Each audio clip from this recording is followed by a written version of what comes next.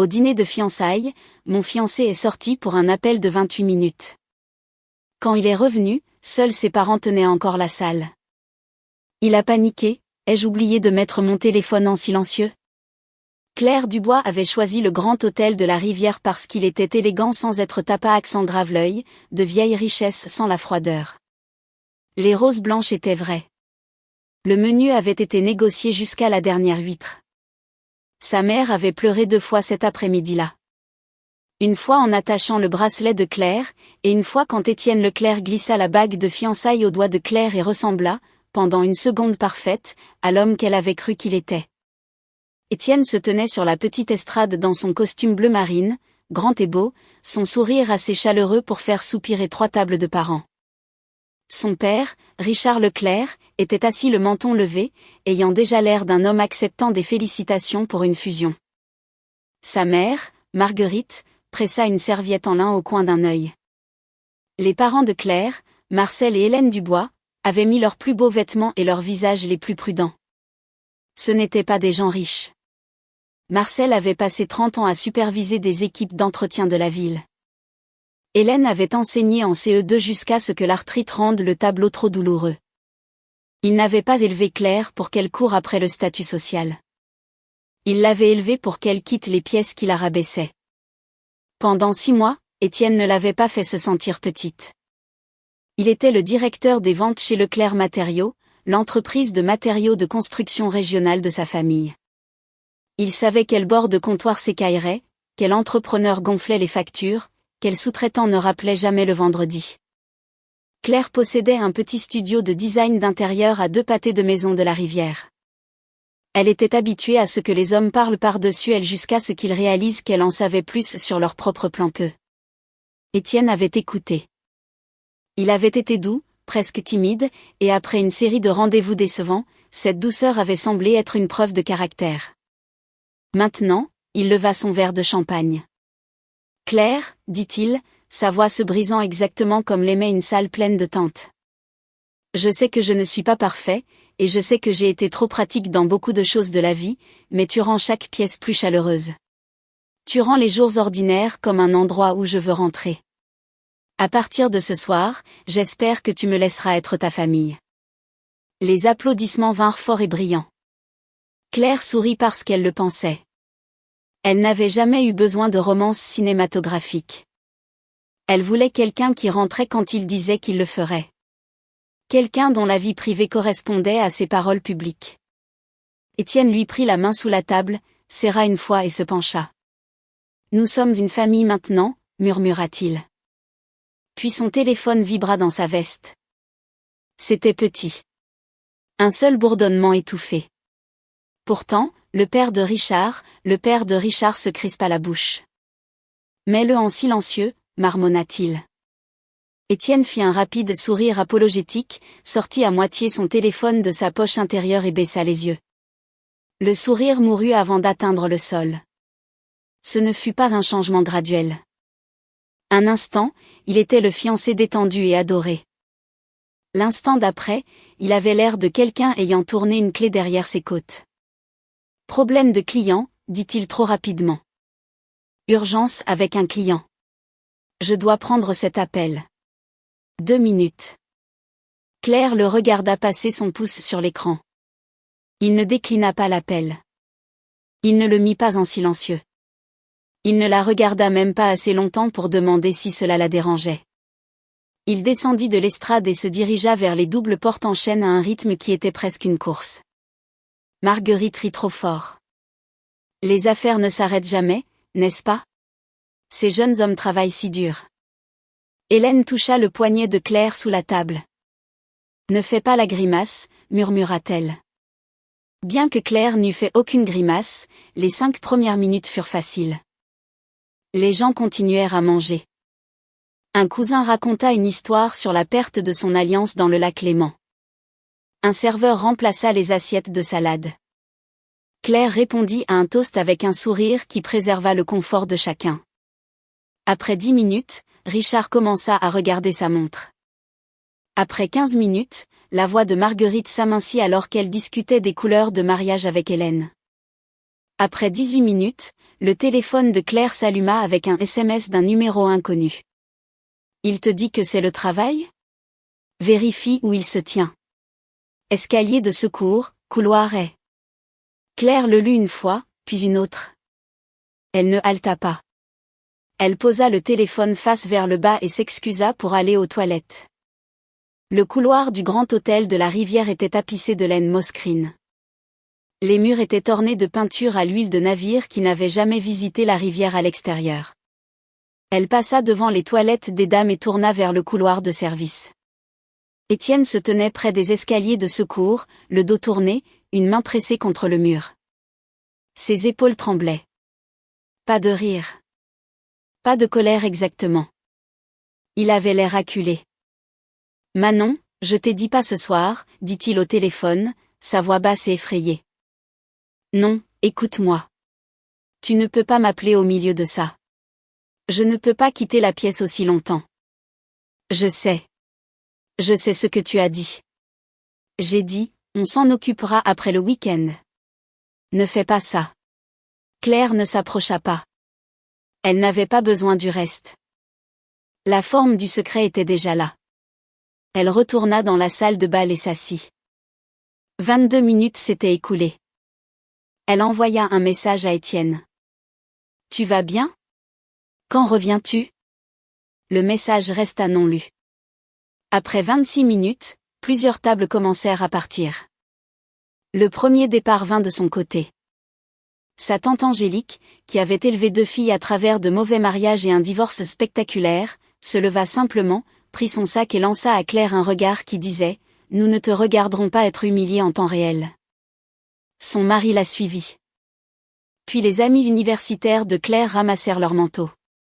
Puis son équipe de design, les visages tendus, se dirigea vers les portes. Marcel ne les arrêta pas. Hélène non plus. Après 28 minutes, Étienne revint. Sa cravate était de travers. Ses cheveux avaient perdu la forme soignée que le styliste leur avait donnée. Des perles de sueur à ses tempes. Désolé, commença-t-il, essoufflé. Tout va bien. Nous pouvons continuer. Puis il vit la salle. La moitié des chaises étaient vides. Le rire s'était éteint. Les serveurs planaient comme des témoins, incertains s'il fallait débarrasser les assiettes ou appeler la sécurité. À la table d'honneur, seuls ses parents et les parents de Claire restaient, leurs visages arrangés en des silences très différents. « Papa, dit Étienne, sa voix s'élevant. Où est tout le monde? Ai-je, il baissa les yeux vers le téléphone toujours serré dans sa main. Ai-je oublié de le mettre en silencieux? Richard Leclerc se leva si vite que sa chaise racla le sol. Il attrapa son verre et le brisa contre le carrelage à côté de la table. Champagne et éclats éclatèrent sur le linge blanc. Tu as encore le culot de demander ça, rugit-il. Le reste de la salle se figea. Claire se leva. Elle le fit lentement, lissant le devant de sa robe de champagne. Marguerite lui attrapa le poignet. Claire. Chérie, attends. Il peut t'expliquer. Étienne, dis-lui. Dis-lui que c'était un client. Claire baissa les yeux vers la main de la vieille femme, puis regarda Étienne. Il est parti 28 minutes, dit-elle, sa voix assez calme pour s'effrayer elle-même. Il n'a pas répondu à mon message. Il est revenu et a demandé où étaient les invités. Puis il a demandé à propos de son téléphone. Il n'a pas demandé si j'étais embarrassée. Il n'a pas demandé si j'allais bien. Étienne ouvrit la bouche. Aucun son ne sortit. La femme qui t'a appelé n'est pas une cliente, continua Claire. Je ne vais pas te demander de l'expliquer devant 12 tables. Je ne vais pas laisser mes parents s'asseoir ici pendant que ta famille invente une histoire à me faire avaler. Elle retira la bague. Le diamant parut étrangement brillant dans sa paume, comme s'il n'avait rien à voir avec aucun d'eux. Elle la plaça dans son écrin de velours et posa l'écrin sur la table. Ses fiançailles sont terminées. Marguerite commença à pleurer. Richard eut l'air de vouloir briser un autre verre, mais il avait déjà utilisé le meilleur. Étienne fit un pas vers Claire. Claire, s'il te plaît, donne-moi 5 minutes. Tu en as eu 28. Elle sortit avec ses parents. Derrière elle, les portes en chaîne se refermèrent avec un son lourd et définitif. Dehors, l'air sentait la pluie de la rivière et l'herbe coupée. Hélène passa un bras autour des épaules de Claire. Marcel regarda l'entrée de l'hôtel comme s'il mesurait s'il devait retourner à l'intérieur et jeter quelqu'un à travers. Claire prit une inspiration, puis une autre. La marque de la bague à son doigt semblait plus froide que l'air nocturne. À la maison, dit-elle, et pour la première fois ce soir-là, personne ne lui demanda de sourire. Avant de quitter l'hôtel, Claire était passée devant un mur miroir et s'était aperçue. Satin couleur champagne, doigts nus, épaules droites par discipline plutôt que par force. Pendant une seconde, elle ressembla à une femme d'un autre scandale. Puis Hélène lui avait enroulé un châle, et Marcel avait demandé, avec un calme dangereux, si elle voulait qu'il retourne à l'étage récupérer le gâteau. L'absurdité de cette question l'interpella. Le gâteau, les fleurs, le plan de table, les centaines de petites décisions qu'elle avait prises pour mettre à l'aise deux familles, rien de tout cela n'avait autant d'importance que le fait silencieux qu'elle ne s'était pas excusée d'être partie. Sur le chemin du retour, elle tourna l'écrin de la bague dans sa main et réalisa qu'elle n'était pas embarrassée par les fiançailles annulées. Elle était embarrassée par la proximité avec laquelle elle avait accepté une vie où son premier instinct était d'expliquer sa propre humiliation. Cette réalisation fit mal, mais elle libéra aussi de l'espace dans sa poitrine. Si elle pouvait quitter une salle sous le regard de 12 tables de parents, elle pourrait survivre au commérage qui suivrait. Le lendemain matin du dîner de fiançailles, Claire se réveilla dans le lit étroit de sa chambre d'enfance et fixa la fissure au plafond qu'elle avait autrefois imaginé être une rivière. Elle avait dormi 3 heures, toujours dans le t-shirt d'urgence que sa mère avait sorti d'un tiroir. La robe de champagne pendait au dos d'une chaise comme une preuve d'un procès. Son téléphone avait 112 notifications, presque toutes d'Étienne. « Je suis devant la maison de tes parents. S'il te plaît, laisse-moi expliquer. Ce n'était pas ce que tu penses. J'ai paniqué. Je sais que j'ai paniqué. » Claire n'en supprima aucune. Supprimer semblait dramatique. Les garder semblait utile. Elle posa le téléphone face vers le bas et descendit. Son père était assis à la table de la cuisine avec une tasse de café et l'expression d'un homme qui avait déjà décidé de plusieurs crimes et attendait le petit déjeuner avant de les commettre. « Je ne vais pas chez lui, dit Claire. »« Bien, répondit Marcel. »« Je ne vais pas lui crier dessus non plus. »« Moins bien, mais ta mère dit que la nourriture de prison est mauvaise pour mon cholestérol, alors j'accepte. » Hélène posa une assiette de toast devant Claire. « Mange quelque chose avant de commencer à être courageuse. » À 14h50 cet après-midi-là, Claire entra dans un café à chat de la rue Saint-André. L'endroit sentait l'espresso et la fourrure chaude. De gros chats oranges dormaient sur les rebords de fenêtres pendant que des étudiants prétendaient étudier. À l'étage, dans une banquette d'angle sous une étagère de biographie de chats de refuge, une femme en sweat à capuche crème oversize était assise, les deux mains serrées autour d'une tasse de café froid. Elle semblait plus jeune que ce que Claire attendait, bien que l'épuisement rende l'âge difficile à lire. Ses cheveux étaient attachés bas, son visage nu sauf une trace d'anticerne sous les yeux. Lorsque Claire s'approcha, la femme se leva comme si elle l'avait répété. Claire Dubois. Manon Bernard. Manon hocha la tête. Merci d'être venue. Je n'étais pas sûre que tu le ferais. Claire s'assit. Tu as dit que tu étais l'ex d'Étienne.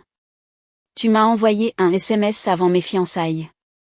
Puis tu l'as appelé pendant celle-ci. J'ai pensé que je devais au moins entendre toute l'histoire avant de décider à quel point ma vie a été un mensonge. Manon tressaillit et Claire sut aussitôt que cette femme n'était pas venue pour jubiler. J'ai appelé parce que je suis enceinte, dit Manon. C'était ça. La vérité n'explosa pas. Elle atterrit doucement, presque poliment, et vola l'air de la table. Claire croisa les mains autour de son verre d'eau. À combien de semaines? 7 semaines, peut-être un peu plus. J'ai un rendez-vous demain pour confirmer les dates. Manon regarda le chat qui dormait au soleil comme si l'envie était possible. Il t'a dit qu'on avait rompu à l'université. Il a dit qu'il avait eu une seule petite amie à l'université et que ça s'était terminé il y a des années. Manon eut un petit rire sans humour. On s'est rencontrés à l'université. On a rompu 3 fois après l'obtention du diplôme. La dernière vraie rupture remonte à 2 ans parce que ses parents ont dit que je n'étais pas convenable. Mon père est chauffeur pour un service de messagerie. Ma mère nettoie des maisons. Richard Leclerc a dit à Étienne que m'épouser le ferait passer pour un homme qui ne savait pas comment nouer des alliances. Marguerite m'a appelé et a dit que l'amour ne suffisait pas pour gérer une vie. Claire resta très immobile. Étienne a pleuré quand on a rompu, continua Manon. Il a dit qu'il n'avait pas le choix. Il a dit qu'il avait besoin de temps. Il a dit que si j'attendais, il arrangerait les choses. J'ai attendu plus longtemps que je ne veux l'admettre. Puis, il y a 6 mois, il m'a dit qu'il te voyait. Pas parce qu'il t'aimait, a-t-il dit. Mais parce que tu étais stable et approprié et doué avec les gens. Parce que ton studio de design pourrait apporter de meilleurs clients à Leclerc Matériaux. Parce que ses parents faisaient confiance à ta famille. Un chat sauta sur le rebord à côté d'eux, s'étira et fixa Claire de ses yeux verts ennuyés. Il n'a pas dit tout cela d'un coup, pas si clairement. Les hommes comme Étienne ne mentent pas en phrases complètes. Ils distillent de petites vérités dans des endroits où l'on peut prétendre avoir mal compris. Manon sortit un feuillet médical plié de son sac et le posa sur la table. Il y a 2 mois, il est venu à mon appartement après une dispute avec sa mère. Il a dit que les fiançailles ressemblaient à un piège. Il a dit qu'il lui manquait d'être connu. Il est resté la nuit. Le matin, il s'est excusé et a dit que cela ne pouvait pas se reproduire. Puis j'ai découvert que j'étais enceinte. Claire ne toucha pas le feuillet médical. Ce n'était pas à elle de le tenir. Pourquoi m'as-tu envoyé un SMS au lieu d'aller le voir en privé? Je suis allée le voir. Il m'a ignoré. J'ai envoyé des messages. Il m'a laissé en vue. Je lui ai envoyé la photo du test. Il a dit qu'il avait une crise au travail et qu'il rappellerait plus tard. Plus tard est devenu le matin de ton dîner de fiançailles. La voix de Manon se brisa, mais elle ne pleura pas. Je ne suis pas fière de l'avoir appelé. Je savais que ça te ferait du mal, mais je savais aussi que si le dîner se terminait, les Leclerc l'utiliseraient comme un mur. Ils diraient qu'un engagement public signifiait que tout le monde devait être raisonnable. Ils nous enterreraient, moi et le bébé, sous le mot timing. Claire regarda cette femme fatiguée en face d'elle. Elle avait imaginé la plante comme une méchante parce que c'était plus simple. Une ex-manipulatrice, une femme jalouse, le genre de femme que les gens pouvaient condamner tout en laissant l'homme commodément compliqué. Au lieu de cela, Manon ressemblait à une autre personne traînée dans la même pièce par la lâcheté d'Étienne. « Qu'est-ce que tu attends de lui ?» demanda Claire. « Je n'ai pas décidé. » Manon toucha son ventre de 2 doigts presque inconsciemment. « Je ne veux pas son argent si l'argent signifie le contrôle. Je ne veux pas qu'il revienne. Je ne sais même pas si je peux garder le bébé, mais je veux que la vérité existe en dehors de ma tête. J'étais fatiguée qu'on me dise d'attendre tranquillement pendant qu'il devenait respectable. » Claire comprit cela trop bien pour être à l'aise. Quand elle quitta le café, Étienne avait envoyé 9 messages supplémentaires et appelé 4 fois. Le dernier disait « Je suis en bas de ton studio. S'il te plaît. » Claire s'y rendit. Son assistante eut l'air soulagée quand Claire entra. Il a appelé le fixe 2 fois. Je lui ai dit que je ne savais pas où tu étais. Je lui ai aussi dit que mon oncle était flic, ce qui n'est pas vrai, mais semblait spirituellement juste. Merci, dit Claire. Fais-le monter. Étienne entra 5 minutes plus tard, vêtu d'un jean et d'un t-shirt blanc, sa mâchoire non rasée lui donnant le look ruiné, parfait. Il se tenait près de la porte comme s'il n'avait pas encore gagné le droit d'entrer. Claire, assieds-toi si tu veux. Reste debout si tu veux. Mens si tu veux, mais comprends que ce sera ta dernière chance. Il déglutit. L'appel d'hier était un problème de client. J'ai paniqué parce que ça a frappé pendant le toast. Je sais que j'ai mal géré ça. Claire leva son téléphone et fit semblant de composer un numéro. Quel client? Pardon? Quel client avait une urgence? Je connais probablement l'entrepreneur si cela impliquait des matériaux. Était-ce entrepreneur bâtiment Bertrand? Était-ce rénovation Duval? C'était fourniture Dupont, dit Étienne. Claire hocha la tête et pressa un écran noir contre son oreille. Alors je peux appeler Marc Dupont. Lui et moi avons déjeuné il y a 3 semaines parce que sa femme m'a engagé pour leur maison au bord du lac. Demandons comment l'urgence de samedi s'est résolue. Étienne se jeta en avant. Claire, ne fais pas ça. Elle baissa le téléphone. Il n'avait jamais été connecté. Il vit l'écran sombre et pâli. Tu m'as trompé. Tu as menti la première. Elle posa le téléphone sur le bureau. Réessaie. Qui t'a appelé? La pièce retint son souffle. Derrière la paroi vitrée, Chloé faisait semblant de ne pas regarder et regardait de tout son corps. Une femme que je connaissais, dit Étienne. Manon Bernard, ses yeux se fermèrent. Ce n'est pas une cliente, dit Claire. Ce n'est pas juste une amie. Elle dit qu'elle est enceinte. Il leva les yeux et la honte sur son visage était réelle. Réelle mais pas suffisante. Je ne sais pas si c'est le mien, dit-il. Claire faillit rire. C'est la meilleure phrase que tu aies préparée? Nous étions ivres. C'est arrivé une fois. J'étais confus. Mes parents poussaient aux fiançailles. Manon était bouleversée. J'ai fait une horrible erreur il y a 2 mois. Alors que nous étions déjà ensemble, alors que nous choisissions un lieu, alors que tu me laissais me tenir dans une salle de bal et t'entendre m'appeler famille. Je n'ai jamais voulu te faire de mal. Ce n'est pas la même chose que de ne pas me faire de mal. Il s'approcha. Je peux arranger ça. Mes parents sont furieux, mais ils m'aideront. Si l'enfant est le mien, je paierai la pension. Si Manon a besoin de soins médicaux, nous paierons. Je couperai tout contact. Nous pouvons reporter le mariage. Nous pouvons suivre une thérapie. Claire le fixa. Tu parles comme si Manon était un problème logistique. Comme si j'étais un ajustement de calendrier. Claire, je t'aime. Non, dit-elle doucement. Tu aimes être vue comme un homme qui m'aime. Il y a une différence. Il tressaillit comme si elle l'avait giflé.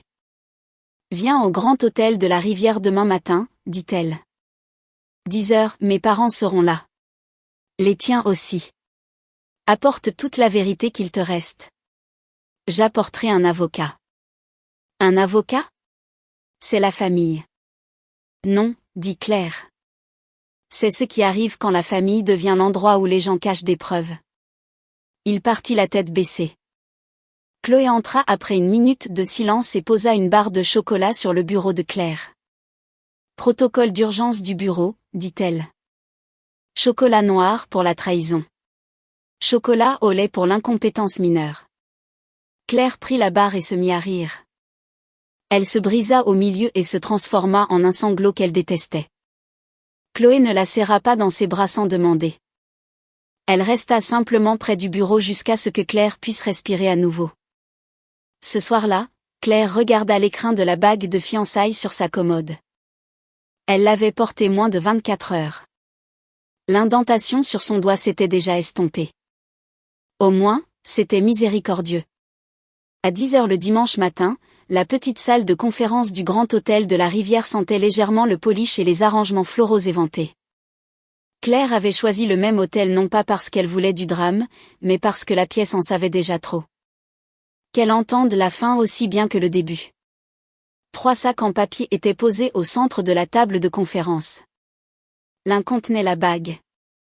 L'autre contenait le collier, le bracelet et les cadeaux cérémoniels que Marguerite Leclerc avait livrés aux parents de Claire comme gage de fiançailles.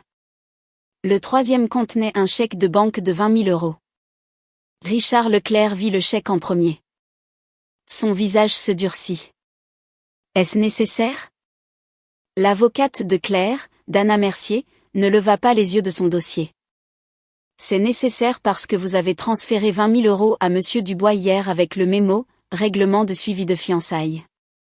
Nous retournons la somme sous une forme traçable afin qu'elle ne puisse pas être caractérisée ultérieurement comme une compensation acceptée, un retour partiel de dot ou une preuve que les Dubois ont sollicité un paiement. Dot? Dit Marguerite scandalisée. C'est la France. Dana la regarda par-dessus ses lunettes. Alors peut-être ne faites pas comme si vous achetiez le silence d'une femme. Marcel toussa dans son poing. Hélène fit semblant de ne pas sourire. Étienne était assis à côté de ses parents, le visage tiré. Il avait essayé d'attraper le regard de Claire 2 fois. Elle ne lui donna pas cette satisfaction. L'amie de la famille qui les avait présentés, Angélique Fournier, était assise près du mur avec la posture étrange de quelqu'un dont le passe-temps de marieuse était devenu une déposition. Richard se pencha en arrière. Nous sommes venus aujourd'hui pour discuter de la réparation d'un malentendu. Au lieu de cela, je vois des accusations et du théâtre juridique. Un malentendu, répéta Claire. Bien. Définissons-le. Étienne, qui a appelé pendant le dîner de fiançailles? Les yeux d'Étienne clignotèrent vers son père. Réponds-lui, dit Richard, bien que sa voix le mette en garde de ne pas trop en dire. Manon Bernard, dit Étienne. Votre ancienne petite amie. Oui. Avec qui vous avez couché il y a 2 mois. Marguerite fit un doux son blessé. Claire. Faut-il être vulgaire? Claire la regarda. Vous êtes allé voir Manon hier et vous avez dit à une femme enceinte d'avorter. Je suis passé de l'inquiétude de la vulgarité. La pièce cessa de respirer. Angélique Fournier porta une main à sa bouche. Le visage de Richard passa de la colère au calcul, si rapidement que Claire vit l'homme d'affaires avant le père. Nous n'avons rien fait de tel, dit Marguerite. Claire ouvrit son téléphone et lança l'enregistrement que Manon avait envoyé. La voix de Marguerite remplit la pièce, aérienne et suppliante. Manon, ne sois pas difficile. Étienne est fiancé maintenant. Si tu tenais à lui, tu ne ruinerais pas son avenir pour une erreur. Richard suivit, plus bas et plus incisif. Prends l'argent. 20 000 € maintenant. 50 000 € si la procédure est faite cette semaine. Signe que tu ne poursuivras pas la paternité ni ne feras de déclaration publique. Ne rends pas cela laid. L'enregistrement s'arrêta. Pendant quelques secondes, personne ne bougea. Puis Richard claqua sa paume sur la table.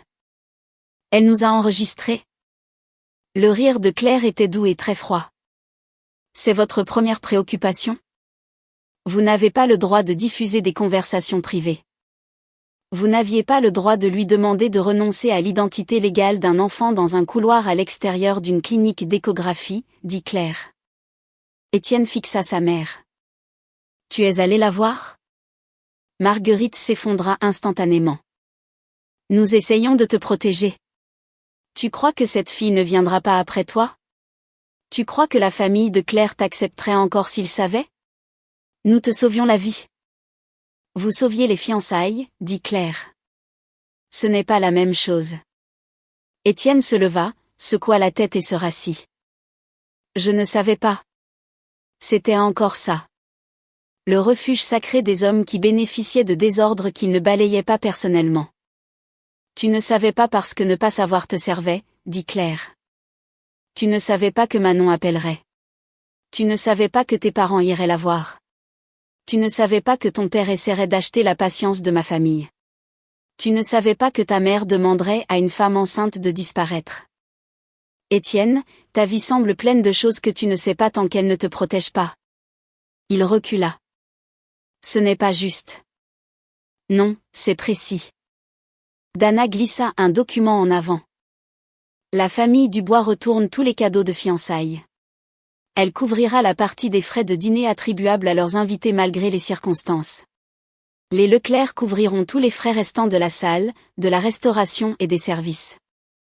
Les 2 parties reconnaissent que les fiançailles sont annulées et qu'aucune future réclamation de rétention de cadeaux, de préjudice à la réputation ou de récupération des dépenses de mariage ne sera faite sans preuve documentée.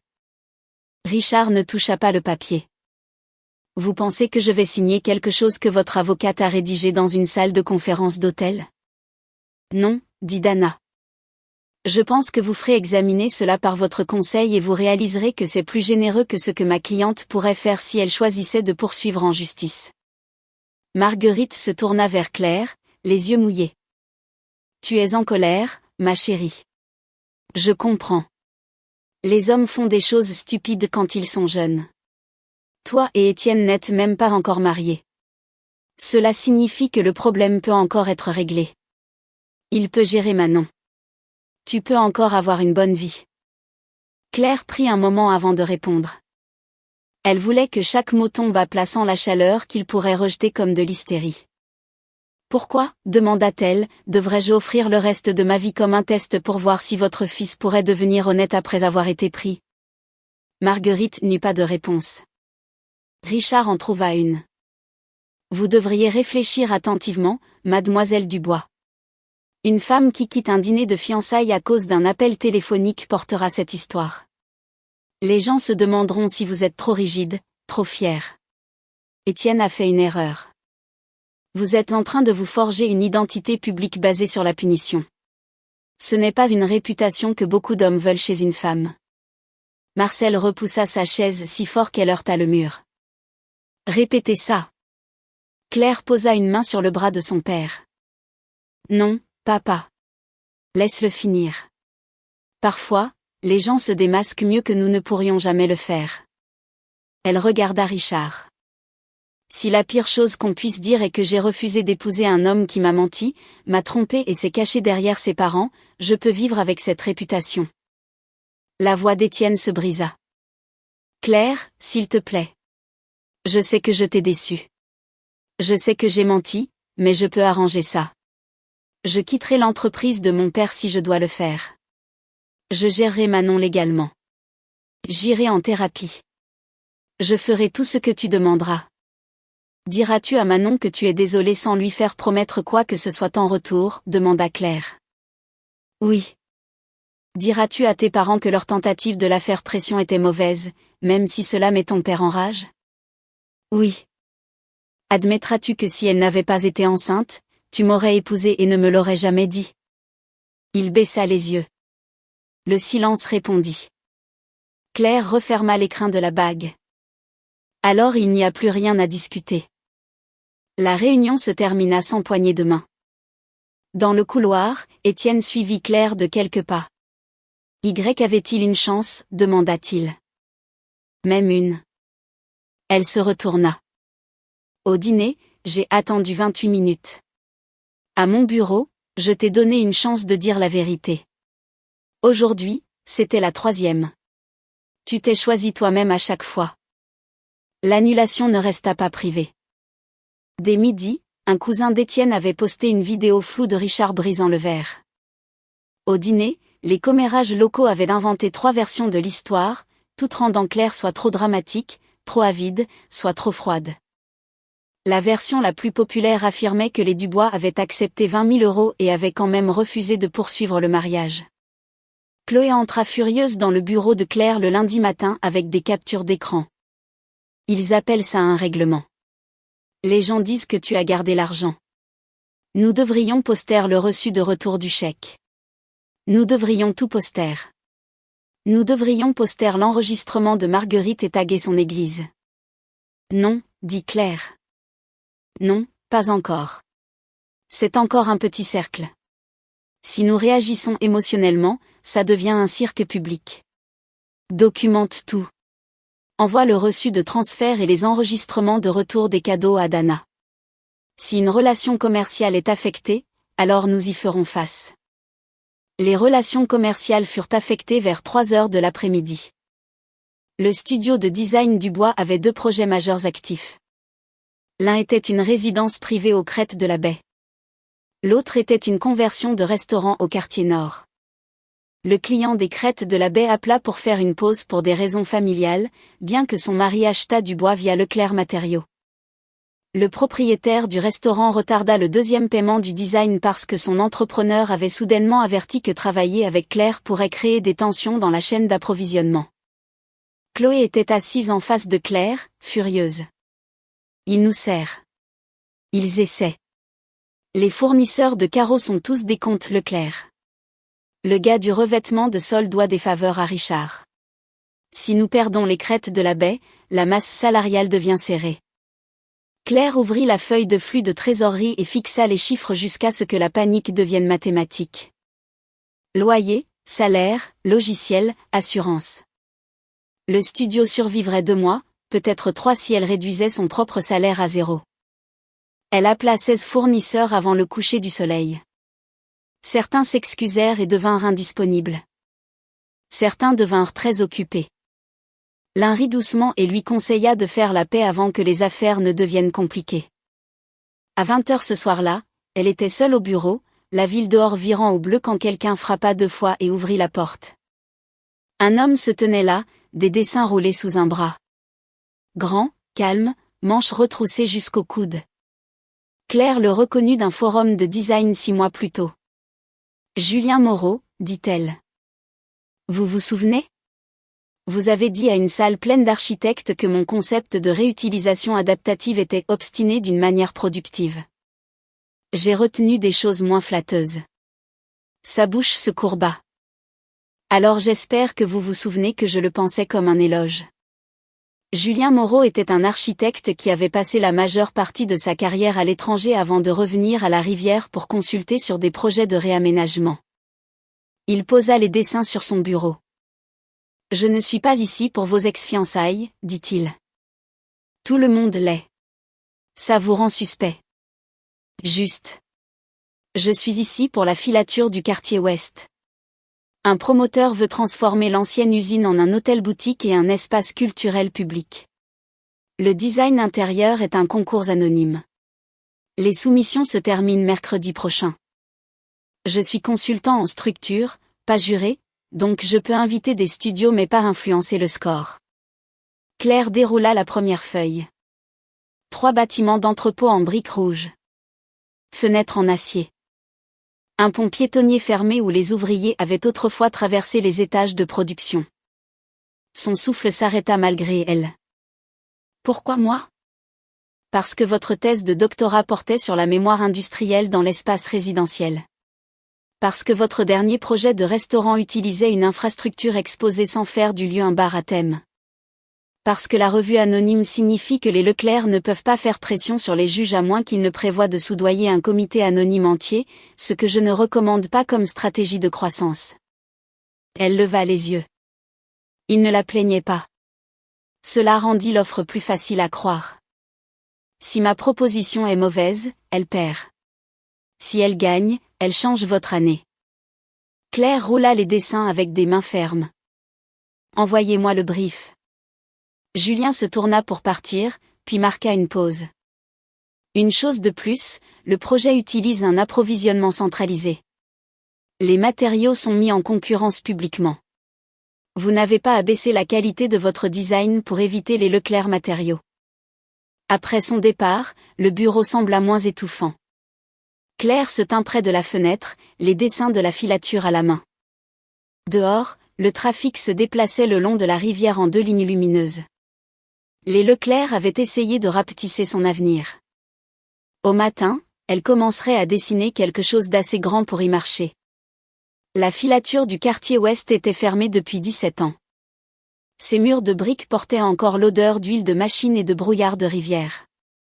Ses fenêtres brisées étaient recouvertes de poussière, mais dans la bonne lumière de l'après-midi, tout le complexe semblait respirer. Claire visita la propriété avec un casque de chantier, une lampe de poche et un carnet rempli de questions. Julien marchait à côté d'elle, lui montrant les poutres compromises, les murs porteurs et les endroits où les designers ambitieux aimaient proposer des escaliers impossibles. Pas d'atrium en verre ici, dit-il, tapotant une colonne avec son stylo. À moins que vous ne vouliez que le 2e étage devienne une sculpture de hall. Je n'ai détruit des bâtiments qu'émotionnellement, répondit Claire. Bon à savoir que votre violence a une catégorie. Il ne posa pas de questions sur Étienne. Il ne demanda pas si elle allait bien avec cette voix prudente que les gens utilisaient quand ils voulaient être félicités pour leur sensibilité. Il la traita comme une professionnelle invitée à concourir. C'était plus rare que le confort. Dans les archives municipales, Claire trouva des registres d'emploi des années de pointe de la filature. La plupart des ouvriers étaient des femmes. Leurs noms apparaissaient en colonnes soignées à côté des salaires, des affectations de dortoirs, des rapports d'accidents et des primes de productivité qui semblaient insultantes jusqu'à ce que l'on se souvienne de l'année. Les plus jeunes avaient 14 ans. La plus âgée, selon un avis de retraite, avait 72 ans. Claire lut jusqu'à ce que le bâtiment autour d'elle change. La filature cessa d'être une coquille industrielle élégante. Elle devint un lieu où des femmes avaient travaillé debout sur des pieds endoloris pendant 12 heures, envoyant de l'argent à leurs frères, parents, enfants, où des filles apprenaient à lire les fiches de paie avant d'apprendre à protéger leur ouïe, où les salaires achetaient l'évasion des fermes. Des mariages et parfois de la pauvreté elle-même. Elle nomma le concept « sa lumière », pas de nostalgie, pas d'esthétique de la pauvreté, pas de vieilles machines à coudre comme décoration sous des ampoules Edison. L'hôtel préserverait 3 halls de briques et convertirait le pont des ouvriers en un couloir de verre, mais le cœur du projet serait la mémoire rendue visible. Les étages d'hautes porteraient des motifs textiles de différentes décennies. Le hall utiliserait des fils suspendus pour capturer le soleil et l'ombre. Les anciennes machines seraient réactivées comme des installations sur et interactives, afin que les visiteurs puissent entendre le rythme du travail au lieu de simplement photographier la rouille. L'équipe adora. Ils travaillèrent jusqu'à minuit pendant 4 nuits, survivant avec des raviolis, des nouilles taillies et le tiroir à bonbons d'urgence de Chloé. Le 5e matin, Chloé entra dans le bureau de Claire avec un visage de la couleur du papier d'imprimante. « Nous avons un problème. » Le disque partagé avait enregistré un téléchargement non autorisé à 2h17 du matin, en utilisant les identifiants d'une stagiaire. La stagiaire, la pauvre Mélanie de 20 ans, fondit en larmes avant que quiconque ne l'accuse. Elle dormait. Des images de sécurité montraient un homme coiffé d'une casquette se tenant près de la sortie de secours pendant 40 minutes, n'entrant jamais dans le bureau, connectant probablement un appareil portable au réseau du bâtiment. 2 heures après cela, un studio rival posta une image d'accroche pour sa proposition de filature. Un mur de fil métallique, un couloir de verre. La légende disait « Revitaliser les femmes qui ont fait la ville ». Chloé jura si créativement que Mélanie arrêta de pleurer juste pour écouter. « Nous pouvons prouver l'intrusion », dit Julien quand il arriva. Claire l'avait appelé parce que les règles du projet exigeaient que toute suspicion d'infraction soit signalée. Mais prouver le vol avant la soumission peut prendre plus de temps que la date limite. « Combien de temps avons-nous » demanda Claire. 28 heures. Chloé fit un son étranglé. « Je déteste ce chiffre. » Claire fixa l'image d'accroche volée. Le studio rival avait pris la surface de l'idée, pas l'âme. Cela lui donnait une chance. « Nous changeons de cap, dit-elle. »« Pourquoi ?» demanda Chloé. Claire sortit les registres d'emploi de son sac. De vraies femmes, pas une mémoire anonyme. Une mémoire vivante. Nous trouvons des ouvrières textiles retraitées. Nous leur demandons ce qu'elles ont gardé. Badges, tissus, photographies, fiches de paie, lettres. Nous les intégrons à l'espace. L'hôtel ne parle plus de notre interprétation de leur lumière. Il devient un lieu où leur propre lumière revient. Nous avons besoin d'interviews, d'objets, de permissions, de scans, de nouvelles rendues, de nouveaux textes narratifs, et d'une installation de remplacement, dit Chloé. En 28 heures. Oui, super. Parfait. Normal. Claire appela d'abord sa grand-tante. Tante Ruth avait travaillé à la teinturerie de la filature dans les années 70 et possédait toujours une mémoire qui pouvait terrifier les banquiers.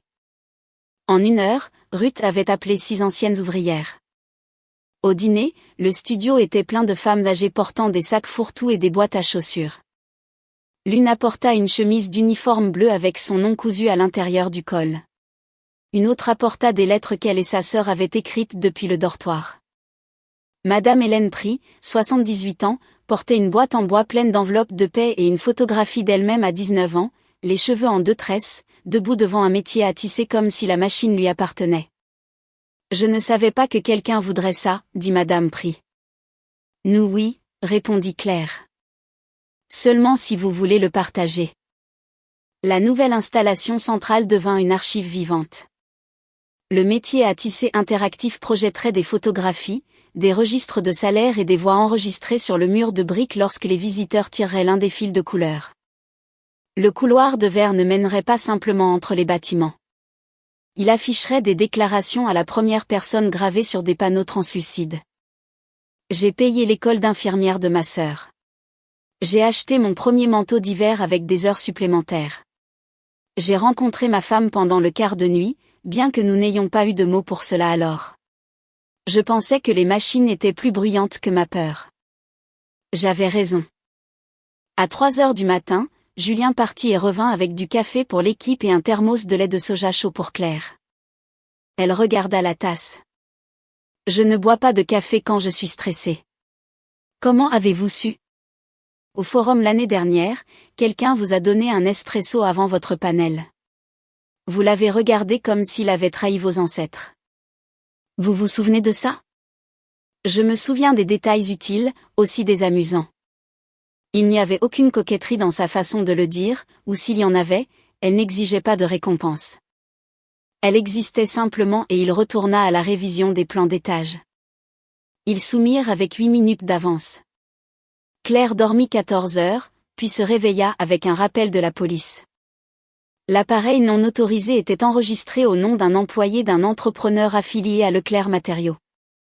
Le studio rival se retira du concours 2 jours plus tard, invoquant des conflits d'emploi du temps. Personne ne les crut. Le comité de jugement prolongea son examen d'1 semaine pour examiner l'infraction. Pendant cette semaine, les rumeurs devinrent plus vilaines. Un compte anonyme posta des photographies de Julien entrant dans le studio de Claire tard le soir. La légende suggérait qu'elle avait abandonné un fiancé pour un architecte mieux connecté et utilisait le scandale pour éliminer des concurrents. Plusieurs comptes liés au cercle de construction locaux amplifièrent le message. Le soir, le nom de Claire rampait à nouveau à travers la ville comme si sa vie personnelle était une infrastructure publique. Étienne apparut devant son immeuble à 21h30. Il semblait plus mince. La douceur enfantine avait disparu de son visage. Les postes ne viennent pas de moi, dit-il avant qu'elle ne puisse parler. Je sais. L'espoir brilla dans ses yeux. Mais l'entrepreneur est lié à l'entreprise de votre père, dit Claire. Les comptes diffusant la rumeur ont fait du marketing pour Leclerc Matériaux. Que vous ayez personnellement tapé les mots ou non, votre famille les utilise. Son visage s'affaissa. J'ai dit à mon père d'arrêter. Quand, avant ou après que mes fichiers aient été volés? Je ne savais pas qu'il irait aussi loin. Tu ne sais jamais, dit-elle. Tu ne savais pas que Manon appellerait. Tu ne savais pas que tes parents l'apprécieraient. Tu ne savais pas que ton père essayait d'acheter la coopération de ma famille. Tu ne savais pas que ta mère demanderait à une femme enceinte de disparaître. Tu ne sais pas tant que savoir ne t'oblige pas à agir. Il se frotta les mains sur le visage. J'ai démissionné aujourd'hui. J'ai quitté l'entreprise. J'ai dit à mon père que s'il touchait à ton studio à nouveau, je témoignerais. Pour la première fois, Claire vit quelque chose qui ressemblait à un homme essayant de se tenir en dehors de la structure qu'il avait construite. Ce n'était pas suffisant pour changer sa décision, mais c'était suffisant pour qu'elle ne le rejette pas. Alors continue de faire ça, dit-elle. Pas pour moi, parce que c'est juste. Manon est à l'hôpital, dit-il doucement. Le corps de Claire devint froid. Quoi? Elle a eu des saignements. Ma mère est retournée à la clinique. Manon a refusé de signer une sorte de renonciation à la paternité. Après le départ de ma mère, Manon s'est effondrée. Je ne l'ai découvert que parce que la clinique m'a appelé depuis son formulaire de contact d'urgence. Claire ne demanda pas pourquoi il lui disait ça. Elle attrapait déjà son manteau. À l'hôpital, Manon était assise, pâle et rigide, dans une zone délimitée par un rideau, une main pressée sur son abdomen. Le médecin dit qu'il surveillait les niveaux d'hormones et les saignements, mais que la grossesse était fragile. Le stress n'avait pas tout causé, prit-il soin de dire, mais le stress n'avait pas aidé. Marguerite Leclerc arriva 10 minutes plus tard. Elle eut l'air effrayée jusqu'à ce que le médecin s'éloigne. Puis elle dit presque à voix basse, « Si la grossesse ne tient pas, c'est peut-être la miséricorde de Dieu. » Le son qu'Étienne fit n'était pas tout à fait un discours. « Maman. » Marguerite se retourna, les larmes lui venant instantanément. « Tu n'as aucune idée de ce que j'ai fait pour te protéger. Cette fille t'aurait changé en une erreur. Claire ne reviendrait jamais s'il y avait un bébé. Ton père ne récupérerait jamais les relations commerciales. J'essayais de me sauver. De me sauver, demanda Étienne. Tu continues de dire ça. Tu as repoussé la femme que je prétendais aimer. Tu as fait pression sur une femme enceinte. Tu as laissé papa attaquer le travail de Claire. Si c'est à ça que ressemble être sauvé, pourquoi est-ce que je me sens comme un lâche dans chaque pièce? Marguerite sanglota. Étienne ne bougea pas pour la réconforter. Claire se tint à côté de Manon et comprit avec une clarté presque cruelle. Le bébé, qu'il survive ou non, n'était plus la barrière entre elle et Étienne. Il n'avait jamais été la véritable barrière. La barrière était la logique familiale qui traitait chaque femme autour de lui comme une variable à gérer. Manon perdit la grossesse le lendemain matin. Claire resta jusqu'à ce que Manon soit libérée, non pas parce qu'elles étaient déjà amies, mais parce qu'aucune femme ne devrait quitter un hôpital seule après avoir été transformée en un problème. Étienne proposa de la conduire. Manon refusa. Claire appela une voiture. Au trottoir, Manon dit, « Tu ne me dois pas de gentillesse. » Je sais, dit Claire. Je l'ai choisi. Manon détourna le regard, des larmes brillant au coin de ses yeux. Je ne sais pas ce que je suis maintenant. Pas son ex, pas une mère, pas rien. Tu es Manon, dit Claire. Commence par là. Le résultat du concours arriva 3 jours plus tard. Studio de design du Bois 1er. Les juges louèrent la proposition pour avoir transformé la réutilisation adaptative en un acte de mémoire civique. Le client voulait que le studio de Claire dirige la phase de design intérieur avec la firme de Julien supervisant l'intégration structurelle. La valeur du contrat était plus élevée que n'importe quel projet que Claire avait jamais signé. Chloé lui limait la voix haute 3 fois, puis grimpa sur une chaise pour hurler au plafond. Claire ne cria pas. Elle s'assit à son bureau, les mains couvrant sa bouche et laissa la pièce devenir floue. Les Leclerc avaient essayé de la rapetisser. Ils avaient coupé les fournisseurs, menacé les clients, volé des fichiers et répandu des commérages dans la ville comme du poison. D'une manière ou d'une autre, le projet qui résultait de leur attaque était plus fort que celui qu'ils avaient volé. Cela ne rendait pas la douleur utile. Cela la rendait résiliente. Il y avait une différence. Gagner le projet du quartier ouest ne mit pas fin à la guerre. Cela changea simplement le terrain. L'entreprise de Richard Leclerc reçut une assignation à produire des documents liés à l'accès non autorisé au réseau. L'entrepreneur qui était apparu près de la sortie de secours de Claire affirma qu'il ne faisait que vérifier un panneau de service à la demande de la direction du bâtiment. La direction du bâtiment ne produisit aucun bon de commande. La proposition retirée du studio rival fut comparée aux fichiers originaux de Claire. Les rapports de similarité, les journaux d'accès et les données d'enregistrement des appareils commencèrent à former la forme terne et magnifique d'une affaire juridique. Richard répondit comme les hommes comme Richard le faisait souvent. Il appela cela un malentendu jusqu'à ce que le mot craque sous son propre poids. Il envoya une lettre par l'intermédiaire de son conseil accusant Claire de diffamer Leclerc Matériaux en insinuant une ingérence commerciale. Dana Mercier répondit avec un dossier de preuves assez épais pour nécessiter un cerfeuil. Il se plaignit auprès de clients mutuels que Claire était instable après les fiançailles. Le studio de Claire ne posta aucune déclaration personnelle, seulement un avis clair que tous les projets en cours se dérouleraient conformément au contrat et que les allégations diffamatoires affectant les opérations commerciales seraient traitées par le conseil. La retenue l'irrita plus que n'importe quel coup de gueule n'aurait pu le faire. Pendant ce temps, le projet du quartier ouest devint la vie quotidienne de Claire. L'ancienne filature exigeait de la patience. Chaque mur cachait des surprises structurelles. Chaque artefact nécessitait des permissions. Chaque ouvrière à la retraite méritait d'être traitée comme une collaboratrice, et non comme un assaisonnement émotionnel décoratif.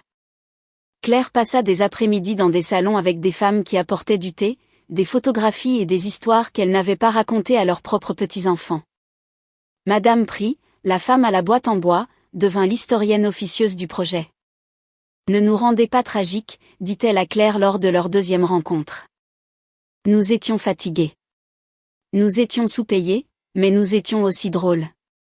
Nous flirtions. Nous jurions. Nous cachions des collations dans les tiroirs de Bobine. Mettez ça dans votre hôtel chic. Considérez les collations de Bobines immortalisées, promit Claire. Julien la rencontrait sur le site 2 fois par semaine. Il était prudent sans être distant, utile sans être intrusif. Quand il n'était pas d'accord, il ne l'adoucit pas en condescendance. Si vous suspendez autant de verre ici, le couloir devient une serre, dit-il.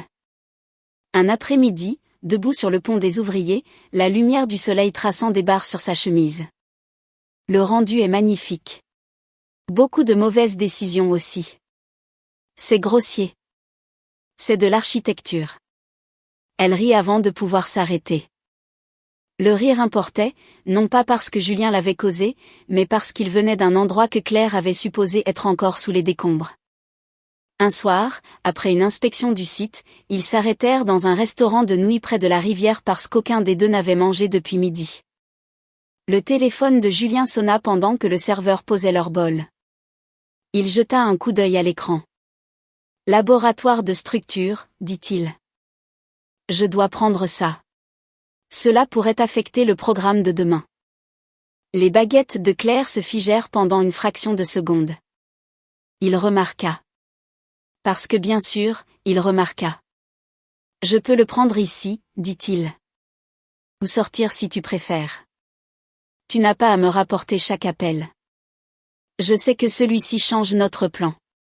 Cette partie t'implique. » Il répondit à volume normal. Pas ostensiblement fort, pas caché. 3 minutes plus tard, il revint aux nouilles. Les données de compression du bâtiment sont revenues pire que prévu. Je dois rencontrer l'ingénieur à 7 heures. Nous devions visiter le musée du textile à 10 heures. Je peux le déplacer à dimanche si tu veux toujours y aller. Quelque chose dans la poitrine de Claire se décontracta. La sécurité, réalisa-t-elle, n'était pas un téléphone silencieux. Ce n'était pas des mots de passe, de la surveillance, ou un homme si effrayé de déclencher une vieille blessure qu'il devenait un prisonnier sous observation. La sécurité était une personne qui n'utilisait pas le mensonge comme premier outil. « Dimanche me va, dit-elle. » Il hocha la tête et lui tendit l'huile de Chili. Étienne refit surface après que les conclusions préliminaires de la police aient été transmises aux avocats des Leclerc. Il demanda à se rencontrer dans un lieu public. Claire accepta 15 minutes dans le hall de son immeuble de bureau parce qu'elle ne voulait ni confession dramatique dans un café, ni confrontation sur un parking. Il avait l'air changé, non pas racheté. La vraie vie se déroulait rarement aussi efficacement, mais quelque chose de sa surface lisse et agréable avait été poncé. Il portait une chemise de travail sans logo et avait de la poussière de chantier sur une manche. « Je travaille dans une cour de vente au détail maintenant, » dit-il, remarquant son regard. « Pas celle de mon père. Un ami la possède. Je charge l'inventaire, vérifie les commandes, effectue les livraisons. C'est humiliant de plusieurs façons désagréables. Pourquoi me le dire? Parce que je pensais être bon en affaires. Il s'avère que j'étais bon pour être le fils de Richard Leclerc. Ce ne sont pas les mêmes compétences. » Claire ne dit rien. Il prit cela comme une permission de continuer. Manon a déménagé à Lille. Sa sœur y vit. J'ai payé les factures médicales. Elle a accepté parce que Dana l'a structuré de manière à ce que ça ne puisse pas être du silence. Elle m'a envoyé un email. Il disait, ne fais pas de ma perte une partie de ton histoire de rédemption. Femme intelligente. Oui. Ses yeux s'assombrirent. Claire, je ne suis pas ici pour te demander de revenir. Je sais que cette porte est fermée. Je suis ici pour dire que tu as raison. Pas sur tout. Non, ce n'est pas ce que je veux dire. Sur moi. Je me suis toujours tenue suffisamment éloignée des dégâts pour prétendre que je ne les avais pas causés. L'appel téléphonique ne t'a montré que ce que je faisais de plus petite manière depuis des années. C'était la première excuse qui ne demandait pas à être nourrie. Alors continue d'apprendre, dit Claire. Je le ferai. Il s'écarta. Ça m'a fait plaisir de te voir. Ce n'était pas agréable exactement, mais ce n'était pas dévastateur non plus. Cela ressemblait à sa propre sorte de miséricorde. Julien et Claire continuèrent dans l'allée.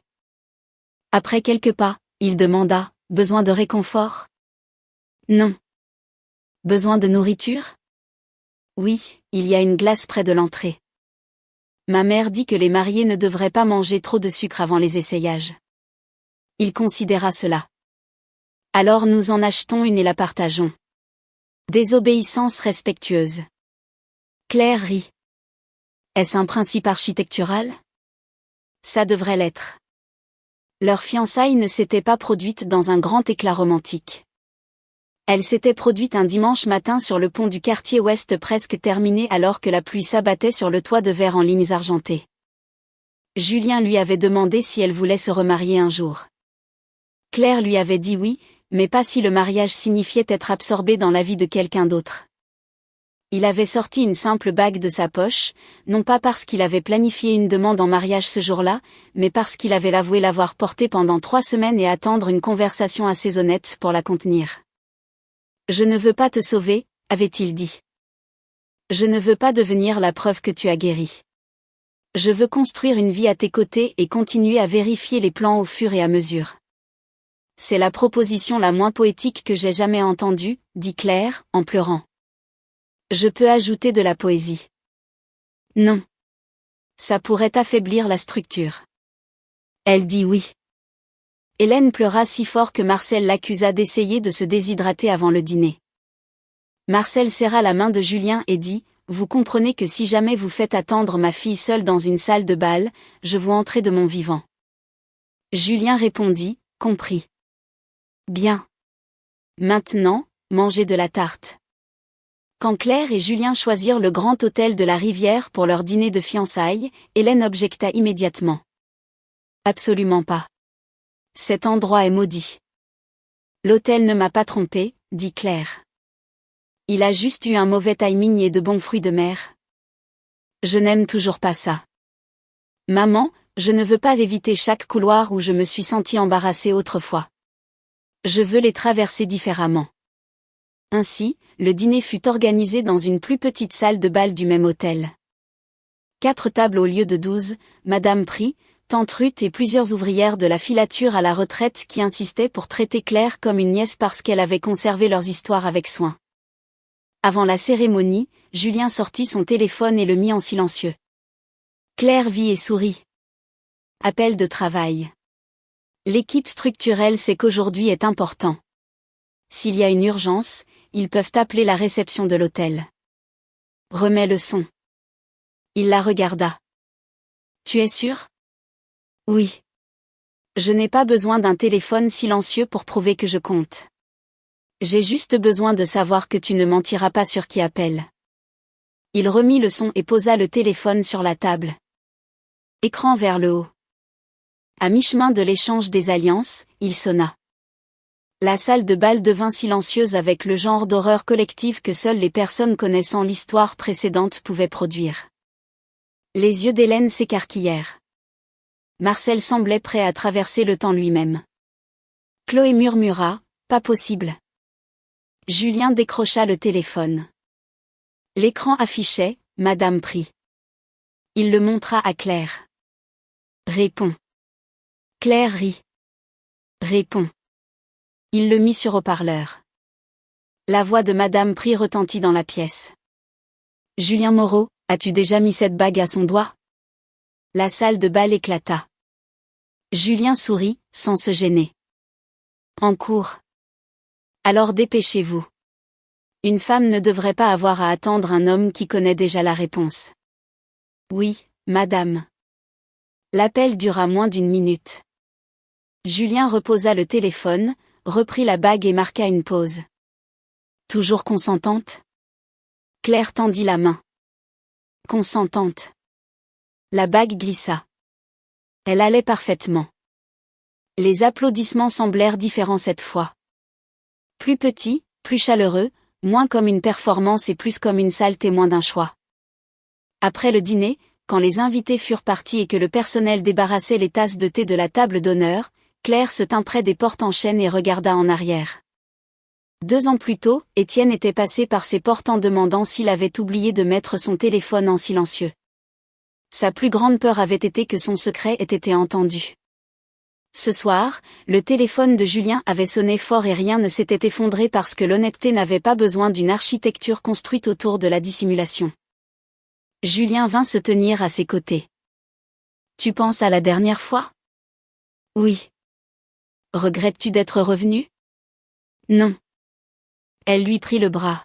« Parfois, il faut traverser un endroit à nouveau pour apprendre que l'endroit n'a jamais été le problème. » Qu'est-ce qu'il était ? Elle leva les yeux vers les lustres. Le même cristal. La même lumière plus assez vive pour couper. La personne à mes côtés. Ils sortirent ensemble. Dehors, l'air de la rivière était frais et pur.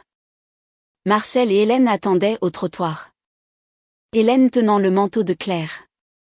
Marcel faisant semblant de ne pas rayonner. « Conduisez lentement, » dit Marcel à Julien. « Elle a le mal de la voiture si vous freinez comme un adolescent. »« Je sais, » dit Julien. Claire leva un sourcil. « Toujours, monsieur Dubois. » Julien jeta un coup d'œil à Marcel. « Papa. » Marcel se détourna immédiatement comme si la circulation exigeait une étude urgente. Son sourire le trahissait. Plus tard, les gens demanderaient à Claire si elle était reconnaissante pour l'appel téléphonique qui avait interrompu le premier dîner de fiançailles. Elle disait toujours non. La douleur n'était pas un cadeau simplement parce qu'on la survivait. La trahison n'était pas une leçon pour laquelle on devait remercier le traître de l'avoir enseignée. Elle était reconnaissante seulement à la femme qui s'était levée après. La femme en robe de champagne qui n'était pas restée assise parce que 12 tables regardaient. La femme qui était sortie quand sortir était humiliant. La femme qui avait perdu un engagement public et avait trouvé, pas à pas, une identité privée en laquelle elle pouvait avoir confiance. Ces 28 minutes n'avaient pas été le moment le plus embarrassant de sa vie. Elles étaient la porte qui s'ouvrait. Elle avait été assez courageuse pour la traverser. Les récompenses étaient plus bruyantes que les délais. Claire l'apprit après que, sa lumière, eut fait la presse de design national et que le téléphone du studio commença à sonner avec des opportunités qui auraient semblé impossibles un an plus tôt. Hôtels, restaurants, clubs privés, même un conseil de musée de Lyon voulait parler de réutilisation adaptative. Chloé créa une feuille de calcul colorée intitulée « Beau problème », ce qui était le plus proche de la gratitude spirituelle pour le studio. Le succès ne rendit pas Claire intrépide. Il la rendit plus prudente. Elle refusa les projets qui voulaient du traumatisme comme une marque décorative. Elle refusa un développement de luxe qui prévoyait d'utiliser des photographies d'anciennes ouvrières d'usine dans un bar-salon sans demander aux familles. Elle dit à un investisseur, Julien assis à ses côtés et essayant de ne pas sourire, que l'authenticité n'était pas un échantillon de matériaux que l'on pouvait commander en finition noyée. Certaines personnes la traitèrent de difficile, mieux difficile qu'utile aux mauvaises personnes. Les ouvrières de la filature à la retraite devinrent une partie de la famille élargie du studio. Madame Pry venait tous les 2 jeudis avec des biscuits et des opinions non sollicitées. Tante Ruth amena 3 anciennes collègues pour critiquer la signalétique de l'hôtel et repartit avec des honoraires de consultation parce que Claire avait appris que le respect ne devait pas être payé uniquement en applaudissements. Leurs histoires commencèrent à façonner la prochaine proposition du studio, une archive communautaire à l'intérieur d'un dépôt de bus converti. Claire se retrouva à concevoir non seulement des pièces, mais aussi des façons de traiter les vies ordinaires comme dignes de préservation. Julien ne demanda jamais quand le travail lui ferait suffisamment de place. Il rejoignit l'espace qu'elle avait déjà. Certains soirs, il cuisinait dans son appartement pendant qu'elle annotait des dessins sur la table de la cuisine. Certains week-ends, elle venait à ses visites de chantier et prenait des photographies de textures de briques parce que la beauté comptait toujours, même sous pression budgétaire. Quand ils se disputaient sur des choses réelles. La fatigue due au temps. La façon dont tous deux se tournaient par défaut vers l'indépendance lorsqu'ils étaient effrayés. Ils ne transformèrent pas le désaccord en disparition. Une fois, 3 mois après leur fiançailles, Julien oublia une réservation de dîner parce qu'un examen de fondation dura trop longtemps. Claire sentit l'ancienne froideur monter avant même qu'il n'arrive. Il vint à son appartement avec des plats à emporter et des excuses qui ne demandaient pas un pardon immédiat. J'ai oublié d'appeler, dit-il. Non pas parce que je cachais quelque chose, mais parce que j'étais négligent avec ton temps. Je suis désolé. La simplicité de cela la déconcerta presque. Il n'y avait pas d'excuse élaborée. Aucune accusation qu'elle était sensible à cause d'Étienne. Aucune exigence que son intention efface le résultat. J'ai eu peur, admit elle. Je sais. Je ne veux pas te punir pour l'erreur de quelqu'un d'autre. Tu as le droit de réagir à un schéma avant de savoir s'il s'est reproduit. Il dit, je suis autorisé à t'aider à te montrer que non. Ils mangèrent des nouilles dans des cartons par terre. La réservation était perdue. La confiance ne l'était pas. Manon visita la rivière le printemps suivant pour une conférence de travail social. Claire la rencontra pour le déjeuner près de la rivière. Les cheveux de Manon étaient plus courts, son visage plus stable. Elle parla de ses cours, d'un petit appartement avec un chauffage terrible et d'un emploi à temps partiel dans une association à but non lucratif qui aidait les locataires confrontés à l'expulsion. La grossesse ne devint pas un sujet qu'elles évitaient. Elle devint un deuil que Manon portait sans le laisser devenir son nom entier. Je pensais que le pire était qu'ils ne me choisissent pas, dit Manon, remuant sa soupe. Maintenant, je pense que le pire aurait été s'ils l'avaient fait. Claire comprit.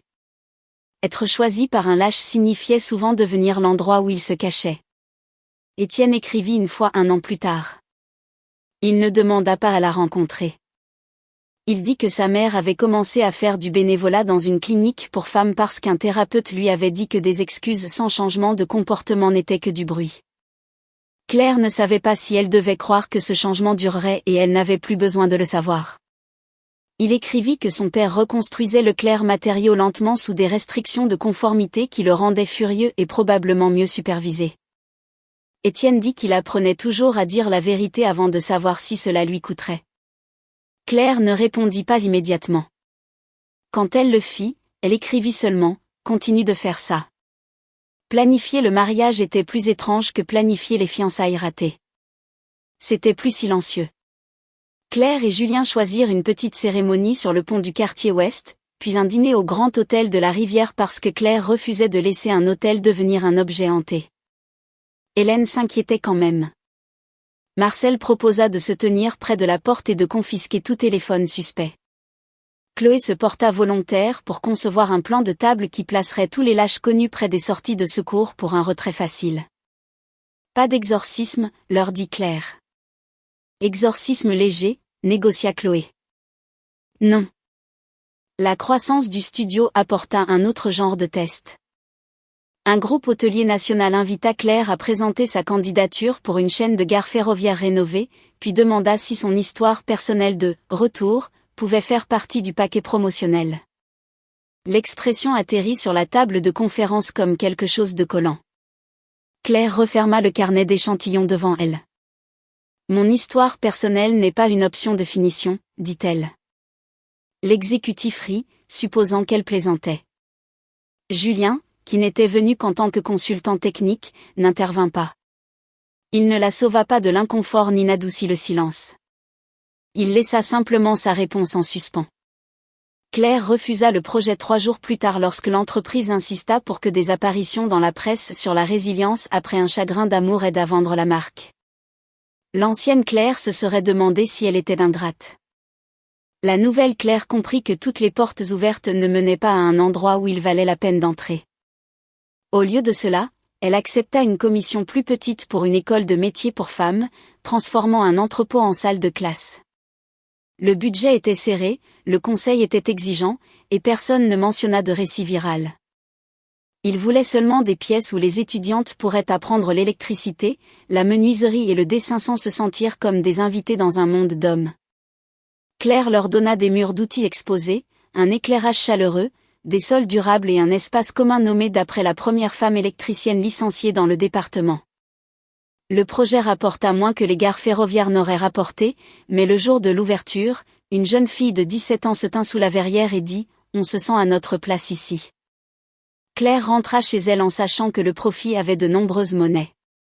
Julien observa ses décisions sans essayer de les transformer en leçons. Quand le studio subissait des pressions de trésorerie, il offrait des feuilles de calcul, pas de l'argent de sauveur. Quand elle refusait de l'argent, il ne boudait pas. Quand elle changeait d'avis et demandait de l'aide pour négocier une ligne de crédit bancaire, il venait préparer avec des questions, puis la laissait diriger la réunion. L'amour, Claire l'apprenait, n'avait pas besoin d'arriver comme un grand sauvetage. Parfois, il arrivait sous la forme d'une personne qui respectait suffisamment votre compétence pour ne pas l'interrompre. Les conversations les plus difficiles étaient avec elle-même.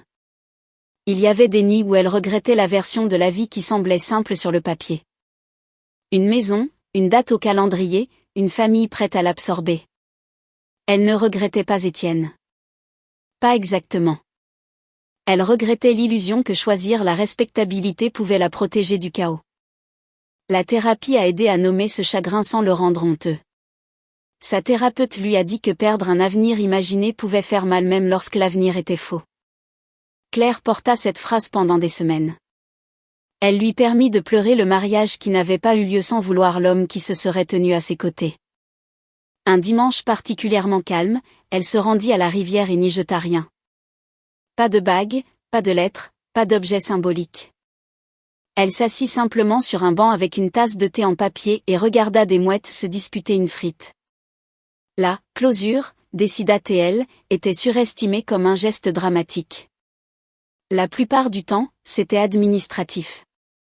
Mot de passe changé, nouveau contrat, facture payée, rendez-vous tenu, petits moments difficiles survécus jusqu'à ce qu'ils deviennent de bons moments. Même la joie avait besoin d'espace pour arriver sans être pourchassée. Claire cessa de mesurer les progrès à l'aune de la persistance d'une vieille douleur. Certains jours, elle persistait. La plupart des jours, non. Les deux étaient permis. La semaine précédant la cérémonie, Claire retourna seule dans la grande salle de bal où le premier dîner de fiançailles s'était effondré. Un autre événement était en cours de préparation. Draps à moitié étalés, chaises empilées le long du mur. Le directeur la reconnut et eut l'air nerveux jusqu'à ce qu'elle sourit. « Je voulais juste le voir, dit-elle. » Debout là, elle s'attendait à ressentir de la colère. Au lieu de cela, elle ressentit de la distance. La pièce n'était qu'une pièce. Elle avait contenu son humiliation, oui, mais elle avait aussi contenu son premier acte de respect de soi depuis longtemps. Elle marcha jusqu'à l'endroit où elle avait posé la bague d'Étienne sur la table et imagina la femme qu'elle avait été, embarrassée, tremblante. Claire aurait aimé pouvoir revenir en arrière et la remercier. Comme elle ne le pouvait pas, elle le murmura dans la pièce vide. « Tu as bien fait. » Puis elle descendit où Julien l'attendait dans le hall avec 2 tasses de thé en papier. Il ne demanda pas si elle était guérie.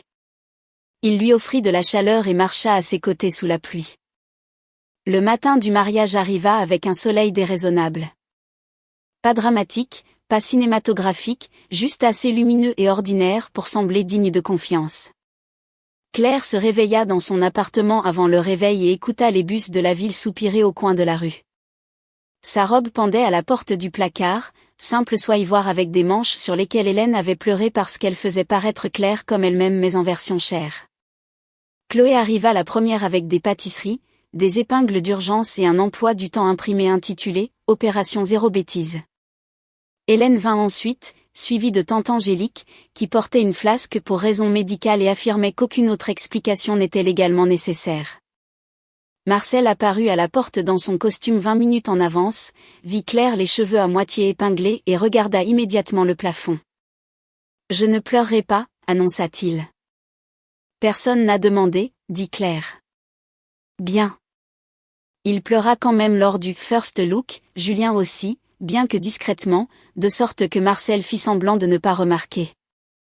Ils prirent des photographies sur le pont du quartier ouest. La lumière du soleil tombait à travers le toit de verre sur la brique en dessous, et les fils suspendus de l'installation du hall scintillaient derrière eux.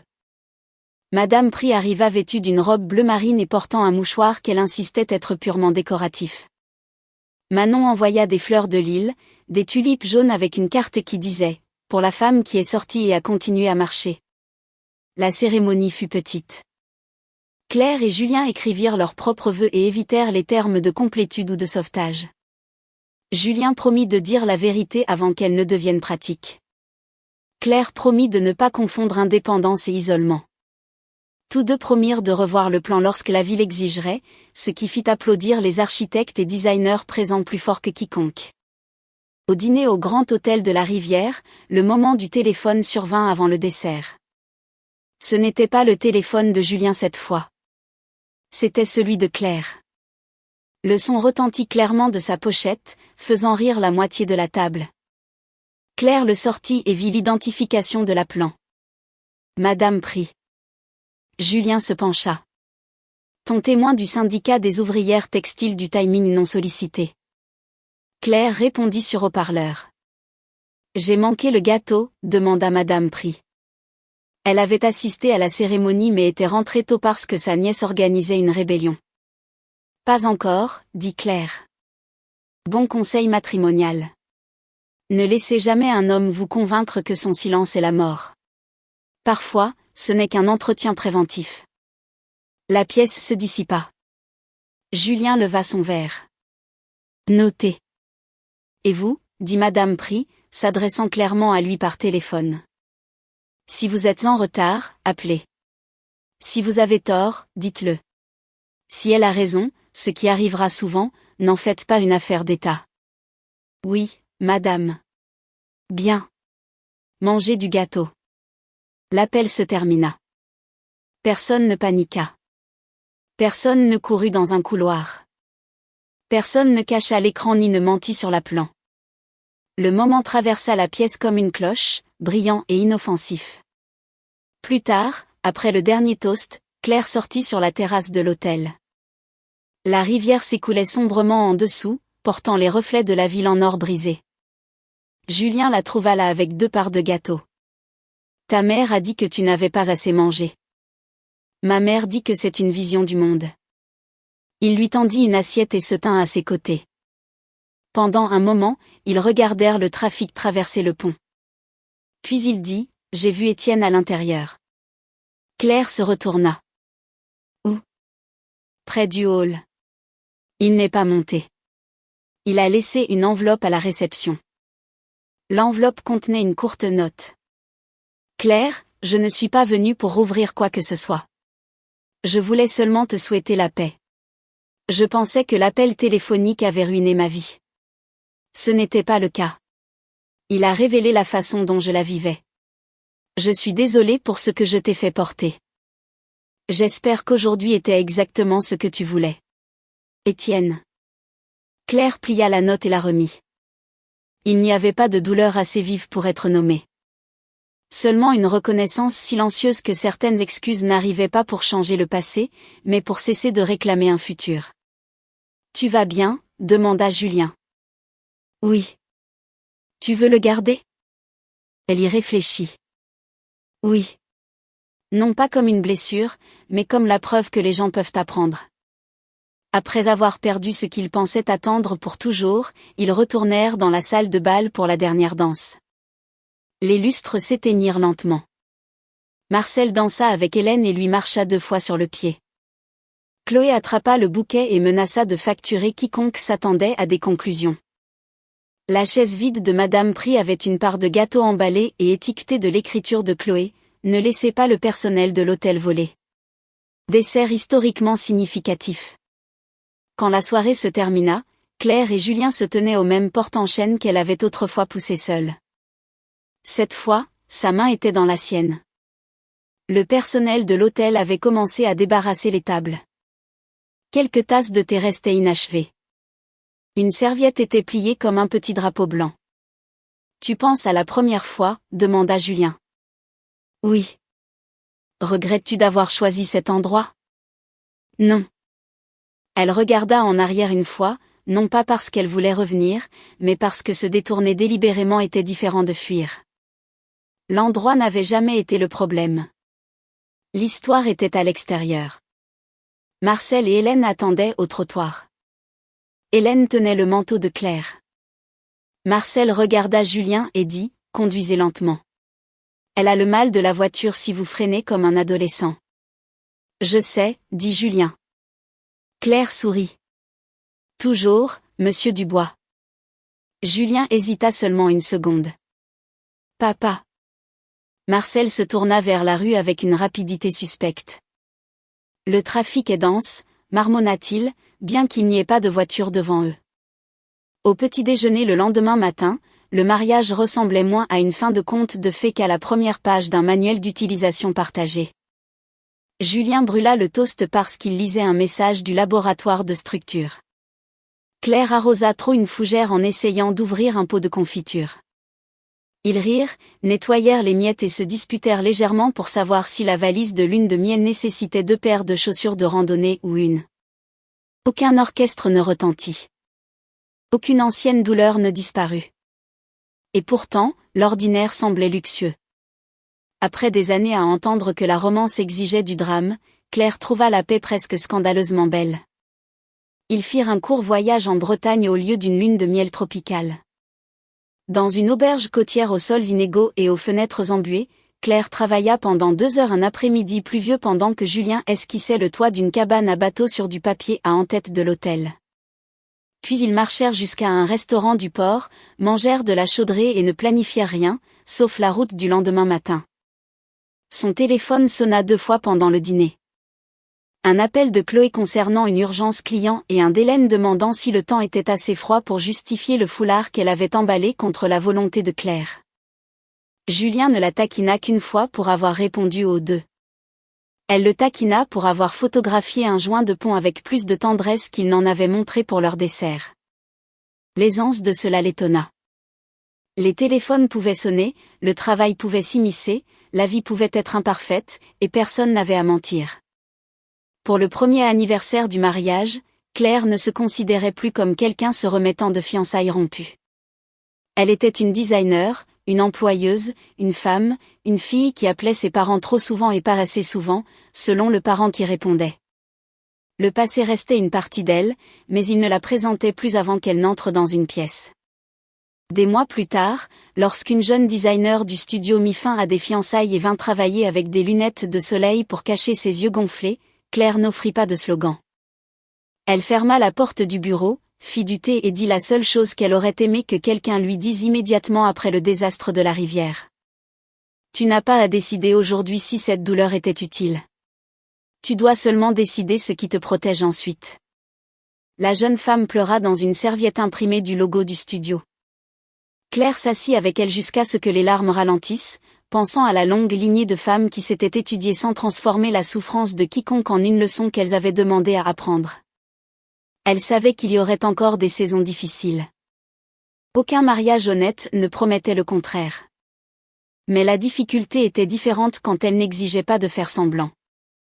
Cette différence était suffisante pour bâtir. Sur le chemin du retour, Claire appuya sa tête contre la fenêtre et regarda la ville défiler en traînées bleues et ambrées. Elle ne remercia pas l'appel d'Étienne. La douleur n'était pas devenue bienveillante simplement parce qu'elle l'avait survécu.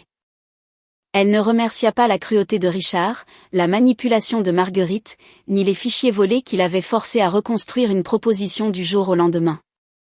Elle remercia la femme en robe de champagne qui s'était levée. La femme qui n'était pas restée assise parce que des parents pouvaient chuchoter. La femme qui n'avait pas échangé sa dignité contre un emploi du temps rempli, un menu coûteux ou une bague qui allait parfaitement à la mauvaise vie. La femme qui était sortie avant que les mensonges ne deviennent des vœux. 28 minutes avaient autrefois semblé la plus longue humiliation de sa vie. Maintenant, elle comprenait que c'était juste assez longtemps pour que la vérité finisse d'arriver. Assez longtemps pour qu'elle l'entende. Assez longtemps pour qu'elle parte. Et partir, elle l'avait appris, n'était pas la fin de l'histoire. Parfois, c'était la première phrase honnête.